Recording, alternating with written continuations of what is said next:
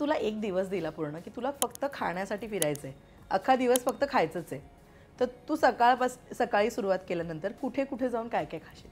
कुठे कुठल्या एरियात? हां, कुठेही एक दिवस दिलाय तुला. समजा मी नाशिकमध्ये असेल तर मी माझी सुरुवात नाशिकमधल्या कोणत्याही एका मिसळपासून करेन. नाशिकमध्ये भरपूर पद्धतीच्या मिसळी आहेत, पण काळ्या मसाल्यामध्ये केली जाणारी मिसळ असते. माझ्या घराच्या जवळ साधना मिसळ आहे, त्याच्यानंतर तसंच मला अंबिकाची मिसळ असते काळ्या मसाल्यामध्ये, तीही आवडते. तर कुठली एक मिसळ घेईन मी आणि त्याच्यापासून सुरुवात करेन. आणि मला सायंताराचा सामोसा माझ्या स्मरणात आहे. सॉरी सायंताराचा साबुदाणा वडा मला आवडतो. त्याच्यानंतर माझ्या शाळेच्या जवळ मिळणारा एक संघर्षाचा सामोसा मला आवडतो.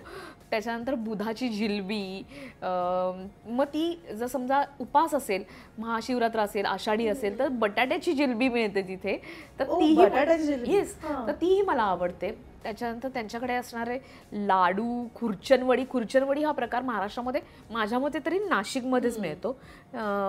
तर तिथे मी जाईन.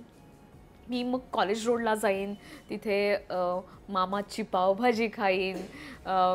त्याच्यानंतर संध्याकाळ झाली की मी चाट खाईन.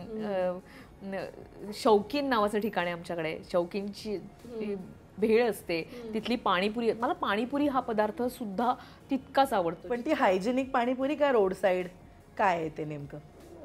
काय आता काय, पूर्वी ज्या रोड साईड पाणीपुऱ्या होत्या त्या आता इतक्या हायजेनिक झाल्या आहेत, पण त्या जागांचं प्रेम तितकंच कायम आहे. खरंय.